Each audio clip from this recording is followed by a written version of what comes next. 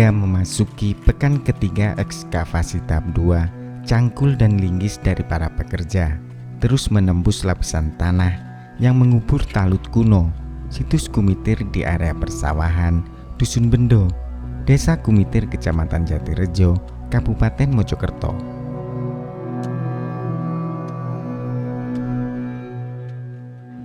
Sementara para arkeolog Balai Pelestarian Cagar Budaya BPCB Jawa Timur tak pernah melepaskan pengawasannya ke para pekerja dan terus memandu saat melakukan aktivitas ekskavasi. Permukaan struktur bata merah yang telah nampak dibersihkan dari sisa-sisa tanah dan pasir agar terlihat lebih jelas. Meski dalam kondisi tak utuh, bata merah kuno yang ditemukan dikumpulkan oleh para pekerja.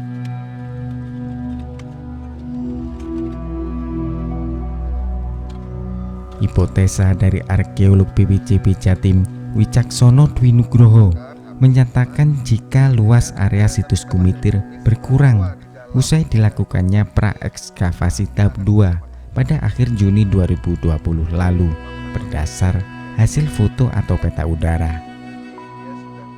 Semula luasan area situs Kumitir diperkirakan 400 kali 400 meter persegi.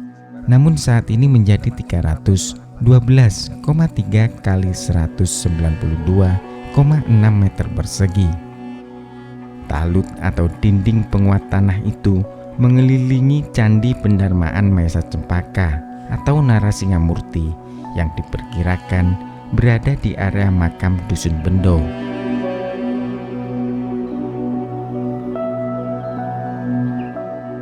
Di area pemakaman ini telah ditemukan 2 batu pipih yang biasa terpasang di samping kiri dan kanan tangga candi, serta bebatuan andesit lainnya yang diduga sebagai komponen bangunan candi.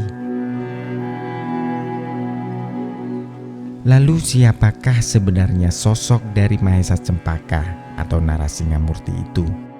Apakah benar dirinya adalah Raja Singasari hingga sangat dihormati oleh Sri Maharaja Kertanegara dan abu jenazahnya didarmakan di Kumeper yang pada era saat ini dikenal sebagai Kumitir?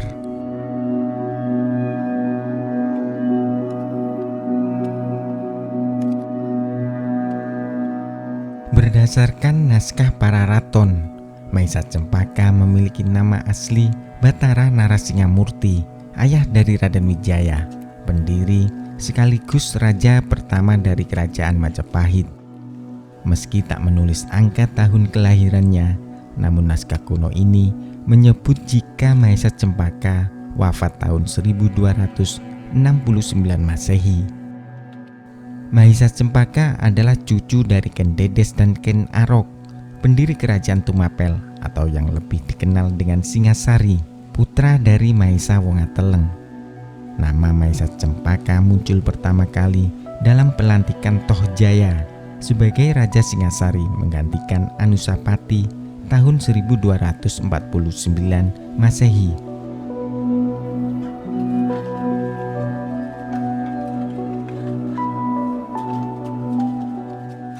Akibat hasutan dari pembantunya yang bernama Pranaraja, Tohjaya berniat membunuh Mahesa Cempaka dan sepupunya yakni Ranggawuni, putra dari Anusapati, karena keduanya dianggap berbahaya terhadap kelangsungan tahtanya sebagai Raja Tumapel. Usaha pembunuhan itu pun gagal dilakukan. Mahesa Cempaka dan Ranggawuni justru mendapat dukungan kuat dari bala tentara Tumapel dan berbalik menyerang hingga berhasil menggulingkan Tohjaya tahun 1250 Masehi. Setelah Tohjaya tewas, Ranggawuni menjadi Raja Tumapel bergelar Wisnuwardana, sedangkan Mahesa Cempaka menjabat sebagai Ratu Angabaya bergelar Batara Narasingamurti. Keduanya memerintah secara berdampingan. Hal itu dimaksudkan untuk menciptakan perdamaian di antara keturunan Ken Arok dan keturunan Tunggul Ametung. Pemerintahan bersama itu dalam para raton diibaratkan seperti dua ular dalam satu liang. Sementara Kakawin Negara Kertagama yang ditulis tahun 1365 Masehi menyebut jika Wisnuwardana dan Narasingamurti memerintah bersama di Tumapel bagaikan sepasang dewata, yakni Dewa Wisnu dan Indra. Nama Narasingamurti juga ditemukan dalam prasasti penampihan yang banyak mengisahkan sejarah lintas masa, mulai kerajaan Mataram Hindu hingga masa kerajaan Majapahit.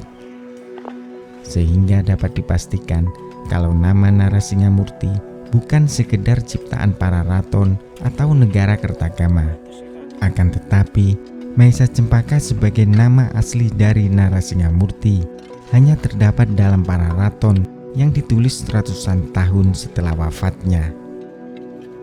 Sementara nama-nama raja bawahan Tumapel atau Singasari yang terdapat dalam prasasti Mula Malurung berangkat tahun 1255 Masehi dan dikeluarkan oleh Wisnuwardana tak menyebut adanya nama Narasingamurti.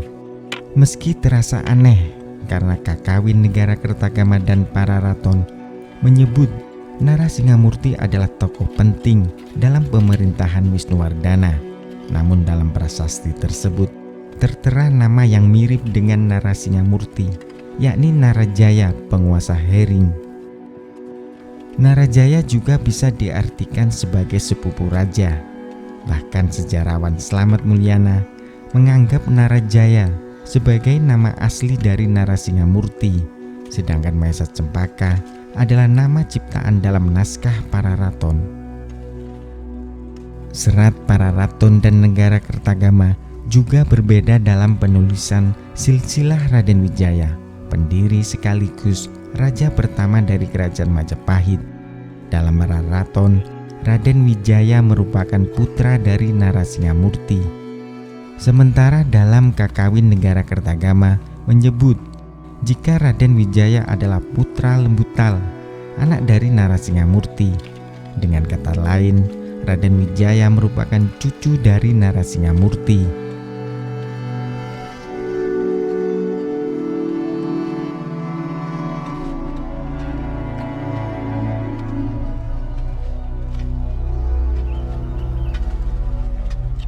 Saat duduk bersama memerintah kerajaan Tumapel atau Singasari, Wisnuwardana dan Maesa Cempaka tak pernah terlibat perselisihan di antara mereka. Bahkan Wisnuwardana dan Maesa Cempaka sempat memindahkan ibu kota kerajaan Tumapel dari Kutaraja ke Singasari, sehingga nama terakhir tersebut lebih dikenal daripada Tumapel. Selain berhasil mempersatukan garis keturunan Ken Arok dan Tunggul Ametung yang sama-sama beristrikan Ken Dedes dan memindahkan ibu kota kerajaan Tumapel saat memerintah secara berdampingan, Wisnuwardana dan Narasingamurti juga sepakat membangun dan membesarkan angkatan laut dari kerajaan Singasari. Hal itu dilakukan atas pertimbangan sepak terjang dari kerajaan Mongolia yang berambisi menguasai dunia setelah berhasil menaklukkan Tiongkok pada tahun 1234 Masehi. Tak pelak terjadi eksodus besar-besaran dari bangsa Jin hingga sampai ke Pulau Jawa. Dari para pengungsi bangsa Jin itulah Wisnuwardana dan Maesa Cempaka mendengar kabar jika kekuatan angkatan perang Mongol begitu besar dan kuat dengan peralatan senjata yang canggih, sehingga tidak menutup kemungkinan pasukan Mongol akan sampai dan menyerang Jawa. Apalagi saat itu kekuatan dari kerajaan Malayu mengalami perkembangan yang cukup besar dan sewaktu-waktu mengancam kerajaan Singasari.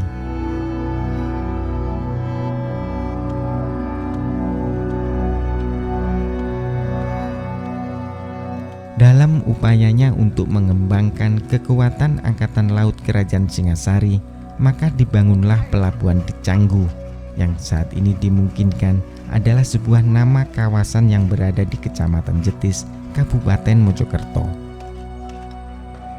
Pelabuhan tersebut memiliki peranan yang cukup penting dalam upaya Kerajaan Singasari membangun pangkalan lautnya di pesisir pantai utara Jawa, yakni di ujung Galuh dan Tuban.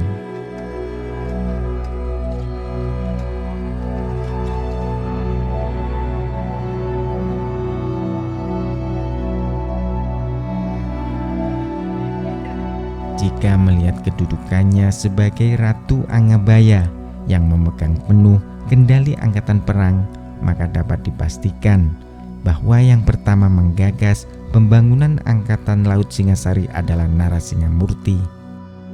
Atas jasa-jasa dari Mahesa Cempaka yang memerintah Kerajaan Singasari bersama dengan Wisnuwardana ayahnya, hingga terciptanya kerukunan dari garis keturunan Ken Arok, Ken Dedes, dan Tunggul Ametung, Ken Dedes, maka Raja Kertanegara sangat menghormati Narasingamurti. Bahkan raja terakhir yang membawa puncak kejayaan dari Kerajaan Singasari itu membangun sebuah tempat pendarmaan untuk Narasingamurti di Kumeper atau Kumitir pada era saat ini. Candi pendarmaan itu dibangun 12 tahun setelah wafatnya Mahesa Cempaka, yakni tahun 1269 Masehi. Untuk melindunginya dari kerusakan akibat terjangan banjir luapan sungai purba seperti Sungai Pikatan dan Brangkal, maka dibuatlah talut yang mengelilingi bangunan suci itu oleh Raja Hayam Wuruk, raja dari Kerajaan Majapahit.